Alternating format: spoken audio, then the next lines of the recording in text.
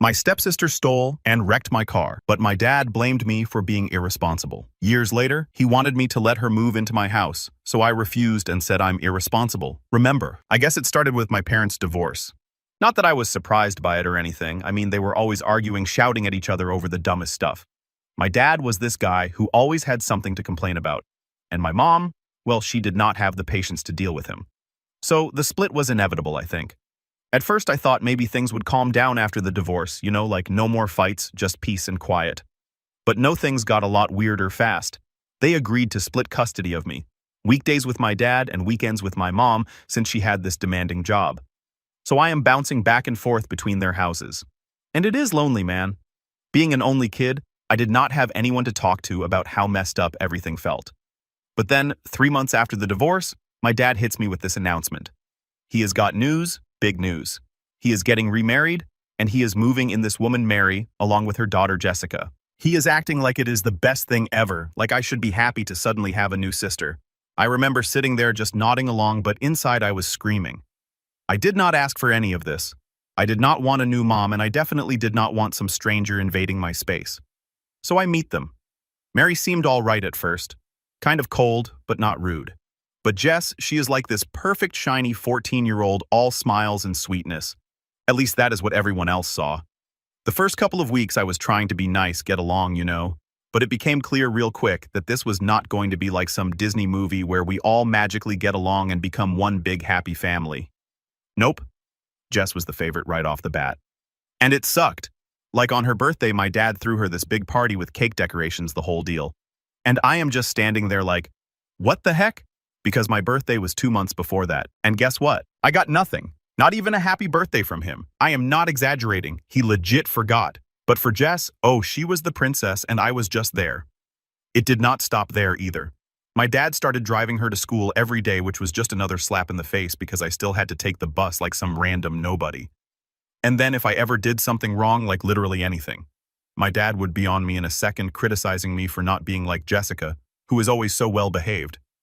Yeah, right. I remember one time I came home from school and found she had borrowed my favorite sweater without asking. When I told her not to touch my stuff again, she ran to my dad, fake crying, acting like I was being mean to her. What did my dad do? Took her side, of course, saying I needed to learn to share. It was ridiculous. I mean, this girl was constantly taking my things, makeup, clothes, even my school supplies.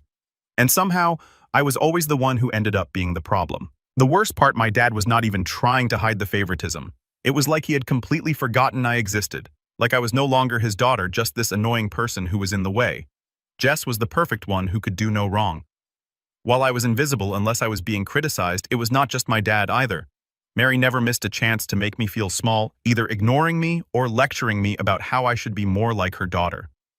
By the time I was 16, I was pretty much checked out of my family. I stopped trying to bond with them or be part of their happy little world because it was clear that I did not fit. So I focused on myself.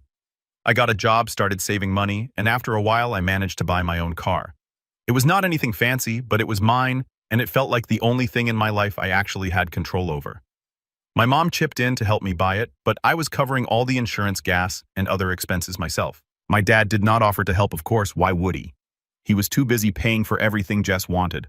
Honestly, I did not care though. Having that car was my little bit of freedom, something that was just mine, But then Jess started to notice. She had wrecked her own car a few weeks after I got mine. Big surprise, right? So now she was bugging me to borrow mine. Oh, Laura, I really need it just for today. I shut her down every time. I was not stupid. I knew she did not give a darn about my stuff and would probably trash it just like hers, but she kept pushing. I stood my ground though, telling her flat out no every time. Then one day I came home from school and my car was not in the driveway. My heart sank immediately because I knew what had happened. Sure enough, Jess had taken my car without asking. And when she got back later that night around 10 p.m., the front of it was all smashed up. She did not even apologize, just handed me the keys like nothing had happened. I stormed into the house ready to explode and went straight to my dad. I thought, finally, he is going to see how messed up this is and back me up. Right, wrong. Instead, I got a lecture about being selfish. Selfish because I did not want to share the car I had worked for, paid for, and maintained on my own. He did not care that Jess had stolen it and wrecked it. Nope. It was my fault for not letting her borrow it in the first place. Mary chimed in too, of course, like it was some sort of family gang-up. They all turned on me, making me feel like I was crazy for even being mad. Jess. She sat there acting all innocent like she did not just steal and wreck my car. I was furious. I could feel my blood boiling, but there was no point arguing anymore. So the next day, I packed up my things and moved to my mom's place. My dad did not even try to stop me. He did not care. I was just gone from his life, and that was it. 5 years went by without a word from him or Jess. Not one phone call, not one text, nothing. But honestly, I did not miss them. So, fast forward 5 years. I am in college living my own life, and things are going pretty good. I mean, I am not rich or anything, but I am making it work. I got a place off campus, a job that pays the bills, and friends who actually care about me, unlike my so-called family. Life finally felt like it was mine. Then, out of nowhere, I start getting these calls. At first, it was just one or two, and I did not recognize the number, so I ignored them. I am not the type to answer calls from numbers I do not know. Too many scammers out there, you know. But then, the calls kept coming, same number over and over again. I was like, what the heck? So I finally answer thinking maybe it is important or something, and guess who it is, Jessica? Freaking Jessica. I had not heard from her in 5 years. 5 years of nothing from her or my dad. The second I heard her voice, my stomach dropped. Like, what could she possibly want after all this time? She did not even sound like she cared about not speaking to me for years. She just jumped right into it like we talked yesterday. No big deal. Hey, Laura, it has been so long. How have you been? I was kind of stunned at first. I did not know whether to laugh or hang up. I decided to just be polite for the moment because I was curious about what she wanted. No way. She was calling out of the blue just to chat, right? I am fine, I guess. What is up? I said, keeping it short because I was not in the mood for small talk. She starts going on and on about how she is moving to my city for a new job or something. Apparently she has had a rough couple of months, lost her place, and now she is relocating. I am just sitting there listening, thinking, why are you telling me all this? And then she hits me with it. So I was wondering if I could crash at your place for a while, you know, just until I get settled. I heard from Dad that you live there, and I figured we could help each other out. I almost dropped my phone. First off, Dad was still apparently keeping tabs on me, which was creepy enough. But the fact that Jess assumed I would let her move in after 5 years of silence, I could not believe the nerve. It was not like we were close before she ruined my car, and now she thinks I am just going to welcome her with open arms. I took a second before answering because I did not want to just yell no and hang up, even though that is what I felt like doing. I do not know, Jess. I mean, I do not really have room for anyone else here, and I have been managing on my own for a while now, I said, trying to sound as calm as possible. But inside, I was raging. She did not even hesitate. Oh, I will not take up much space. I do not even have much stuff with me, and I will not be able to pay rent right away, but you have been living there on your own, so I figured it would not be a big deal. She said it like it was the most normal thing in the world, like I should just be cool with the fact that she expected to live rent-free in my place. It was not even a request at that point. It was more like she had already made up her mind and was just waiting for me to say yes. But here is the thing. I have worked hard to get where I am. I do not have a lot, but I have been doing everything on my own. There is no way I am letting someone who wrecked my car and has not spoken to me in years just waltz back into my life and take advantage of me. I am sorry, Jess, but that is not going to work for me, I said, finally just putting it out there. I have got my own stuff going on, and I am not really in a position to have anyone else staying here right now. I thought that would be the end of it, but of course she was not done. Laura, come on. It is just for a little while. I will not be any trouble. I promise. I just need a place to crash. You are my sister. You cannot just leave me hanging like this. I could hear the frustration in her voice, but that did not make me feel any more guilty. If anything, it made me mad. Now I was her sister. Where was all this family talk when she and my dad made my life heck? Where was she when I moved out and never heard from them again? I took a deep breath. Look, I am sorry you are going through a tough time, but I cannot help you. You will have to find another place. I am sure there are other options. Her tone changed real quick. She went from fake sweet to irritated in a second. I cannot believe you are being like this. I thought we were past all that old stuff. You have been doing fine, and it is not like you do not have space. This is not fair, Laura. I had to laugh at that. Fair. Since when was life ever fair for me? I was done. I was not going to let her guilt me into this. Jess, I do not owe you anything. I have been taking care of myself just fine without you or Dad, and I am not going to change that now.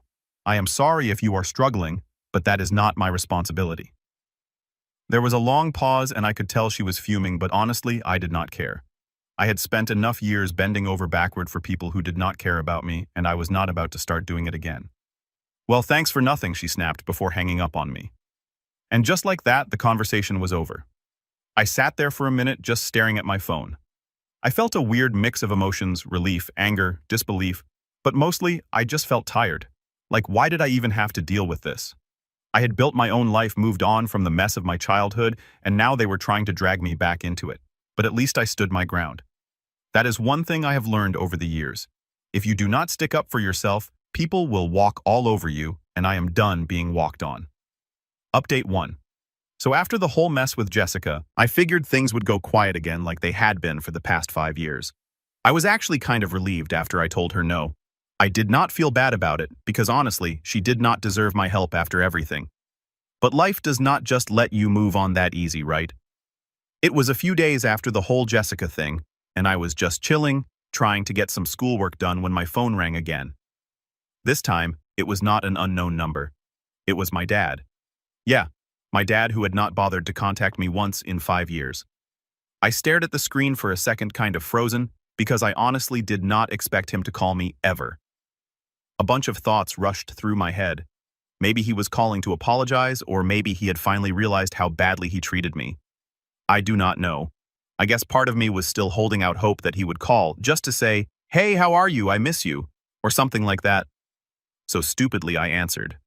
"Hello," I said, trying to keep it neutral, because I was not sure what was coming. "Laura," he said in that serious, annoyed tone he always used, like he was about to lecture me.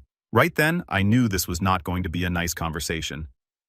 "Hi, Dad," I replied, already feeling the tension building. "I heard from Jessica," he said, and immediately I could feel the heat rising in my chest. Of course he was calling because of her. "Oh yeah," I said, trying not to let the frustration leak into my voice. He sighed, the kind of sigh that made it sound like I was the problem here. "She told me you refused to help her. She needed a place to stay, and you just turned her away. How could you do that to your sister?" My sister. He actually had the nerve to call her that. I had not heard from him in years, and now he was coming at me accusing me of being selfish because I did not let the girl who wrecked my car and ignored me for half a decade crash at my place. I could barely believe it. "Dad," I said, trying to stay calm even though I was boiling inside. "Jessica and I have not spoken in 5 years. She took my car without asking, wrecked it, and you did not even care. You did not even check on me after I moved out. Now she suddenly needs a place to stay and I am just supposed to forget everything and let her move in. You are still holding on to that." He snapped like I was being unreasonable for remembering the whole car incident.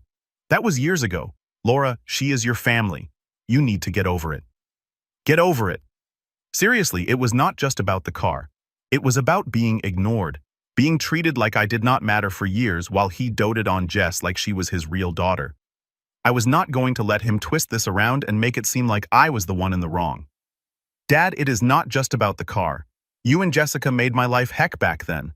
You never cared about me unless I was in trouble or being criticized. I am not going to let someone who has treated me like crap for years just walk back into my life because now they need something." There was a pause on the line, and for a second I thought maybe I had finally gotten through to him. Maybe he would see things from my perspective for once, but nope. Instead, he exploded. "You are so selfish," he yelled. "All these years I thought you would grow up and learn how to be part of a family, but you are just as inconsiderate as ever. Jessica needed you, and you turned your back on her. What kind of person does that?" I could not believe what I was hearing. I was selfish. The guy who had not spoken to me in years, who never once checked to see if I was okay after I moved out, was now calling me selfish because I did not want to let his golden child mooch off me. It was like I was living in some kind of twisted, alternate reality. "Dad, you have no idea what my life has been like for the past 5 years," I said, my voice shaking now because I was so angry. "You have never even asked. You did not care when I left. You did not care when I struggled to get by on my own. And now you suddenly want to lecture me about family. You do not get to do that." He went quiet for a moment, but I knew he was not done. I could almost picture him pacing around trying to come up with something to say that would make me feel like the bad guy. "You are going to regret this one day," he said, his voice low but still full of anger. "When you realize you pushed your family away and there is no one left to help you, you will see how wrong you are. I am disappointed in you, Laura. I really am." That was it. That was the breaking point for me. I had spent years trying to figure out why my dad did not love me the way he loved Jessica, why he treated me like I was a burden instead of his daughter.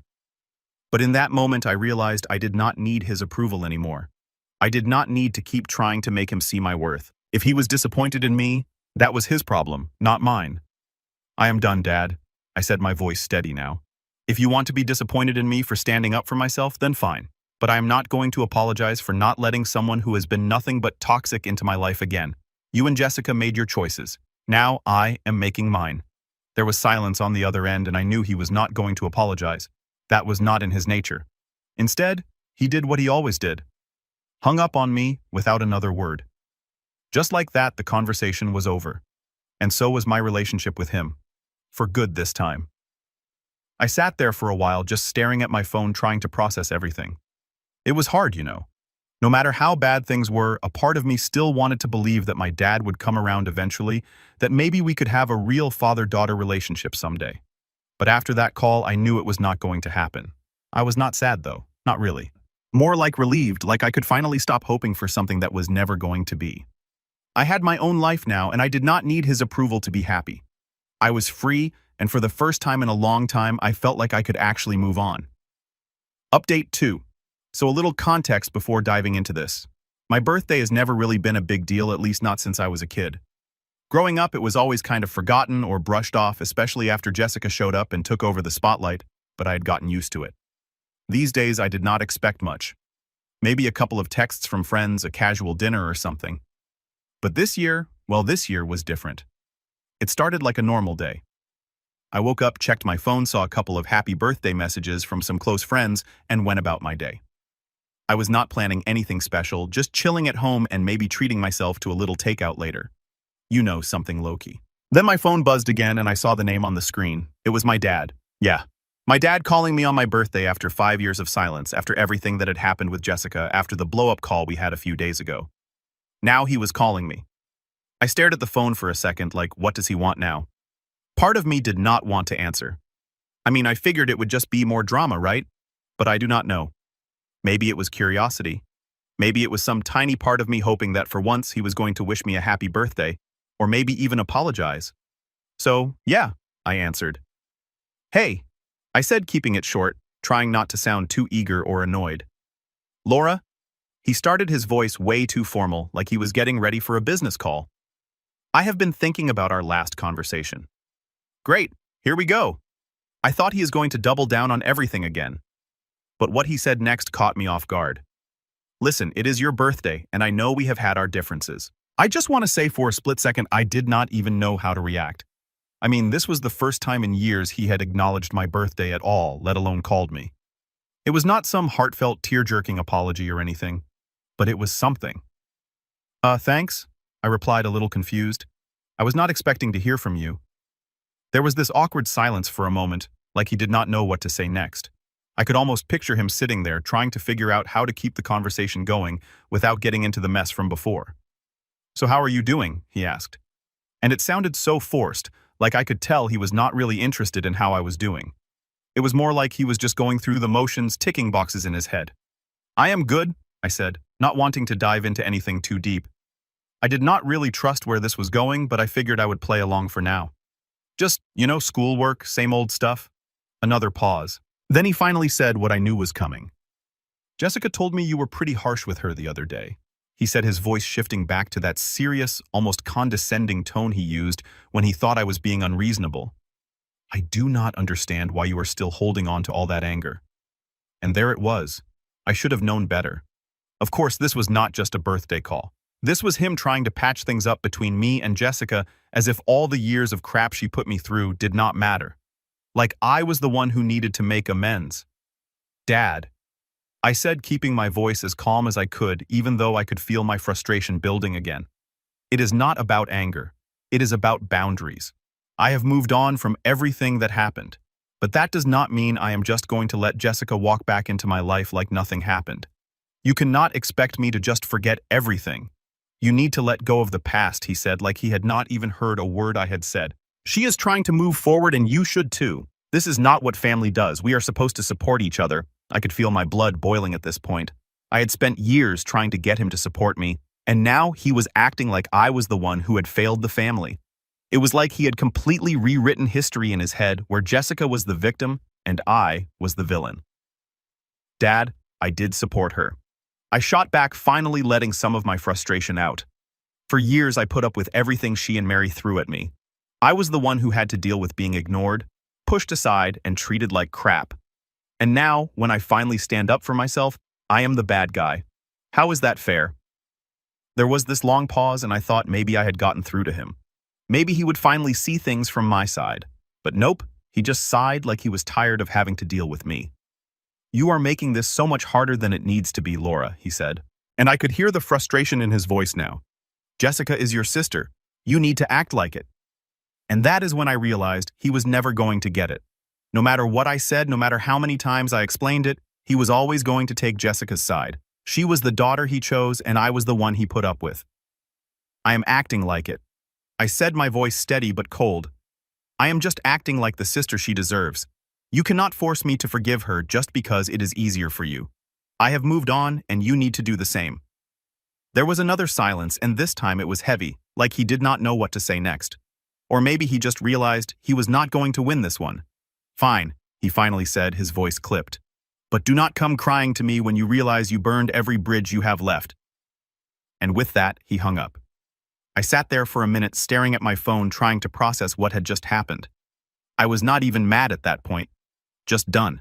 Done with trying to get my dad to see me. Done with hoping for something that was never going to happen. It was not the birthday I expected. But maybe it was the one I needed, because now I knew for sure my dad was never going to change, and I did not need him to. I was fine on my own. Update 3. So after that birthday call from my dad, I really thought I was done with them. I mean, it was pretty clear he was not interested in actually hearing me or understanding anything from my side. I had drawn my line in the sand, and I was ready to move on for good. Or at least, that is what I thought. But life always seems to throw one more thing at you when you least expect it, right? And this time, it came in the form of another call, but not from my dad. This time, it was from my mom. Now my relationship with my mom has always been kind of distant. She was not really involved in the whole mess with my dad and Jessica because, well, she had her own stuff going on. Her job kept her super busy. And honestly, she never seemed to want to get involved. She was more of a you handle your own problems type of person. So when she called, I was not sure what to expect. We had not really talked about any of the drama that had been happening recently. And I figured maybe she was just calling to check in or ask about school. "Hey, Mom," I answered, trying to sound casual even though I was a little on edge after everything that had been happening. "Hi, Laura," she replied, her voice sounding more serious than usual. "I wanted to talk to you about something. It is about your dad and Jessica." Here we go again, I thought. "Yeah," I said, already bracing myself for whatever was coming next. "I know things have been rough between you and them," she started. "But your dad called me yesterday. He is really worried about you, Laura. He thinks you have been shutting everyone out." I could not help but roll my eyes. Worried about me? That was rich. Coming from a guy who had not spoken to me in 5 years except to yell at me for not letting Jessica move in. "Mom, I am not shutting everyone out," I said, trying to stay calm. "I just do not want to deal with people who only care about me when they need something. Dad is only calling because Jessica wants something, and I am not playing that game anymore." "I get that," she said. "In that way, people do when they clearly do not get it. But family is family, Laura. You cannot just cut them out of your life forever. At some point, you are going to need them." I could not believe she was saying this after everything that had happened, after all the years of being ignored. Suddenly, I am supposed to need them. "Mom, I do not need them," I said, a little sharper than I meant to. "I have been fine on my own. I am in school. I am working. I have built my own life. They have not been there for me, so why should I be there for them now?" She sighed, and I could tell she was getting frustrated. "Look, I am not saying what they did was right, but sometimes you have to be the bigger person. Holding on to all this resentment is only going to hurt you in the long run." There it was again. Another person telling me to just let it go like it was so easy. Like years of neglect and being treated like an outsider in my own family could just be forgotten because family. "Mom, this is not about resentment," I said, trying to keep my voice steady. "It is about respect. They have never respected me, and I am not going to keep letting them walk all over me just because we are related. I have spent too long trying to be the bigger person, and it has gotten me nowhere." She did not say anything for a minute, and I could hear her thinking it over. I hoped for a second that maybe she would finally understand, but then she said the last thing I expected. "You know your dad is right," she said quietly. "You have always been so stubborn. You never let anyone in. That is why things are like this." I was stunned. Stubborn me.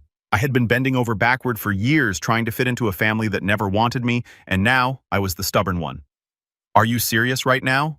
I asked, my voice shaking with disbelief. "I am the one who has been stubborn. I am the one who is wrong here. I am just saying." She replied, her voice calm, like she was giving me some kind of life lesson. "If you do not learn to let people in, you are going to end up alone." That was it. The final straw. I could not believe that even my mom, the one person who should have understood what I had been through, was blaming me for everything. "Mom, if letting people in means getting treated like garbage, then yeah, maybe I will end up alone," I snapped. "But at least I will not be miserable. I am done being the one who has to make everything better. If they want to fix things, that is on them, not me." She did not say anything after that. I think she realized she had pushed too far. But honestly, I did not care anymore. I was done with all of it. "I got to go," I said, cutting the conversation short before she could say anything else. "Laura." But I did not wait for her to finish. I hung up and just sat there, staring at my phone, trying to wrap my head around the fact that even my own mom was siding with them. At that moment, I realized something. I did not need their approval. Not from my dad, not from Jessica, and not even from my mom. I had spent too long trying to get people to see me, to value me, and all it had done was make me feel worse. So yeah, maybe I was stubborn. Maybe I was shutting people out. But if that meant protecting myself from getting hurt again, then so be it. I would rather be alone and happy than surrounded by people who did not really care about me. And with that, I finally felt like I could move on for real this time.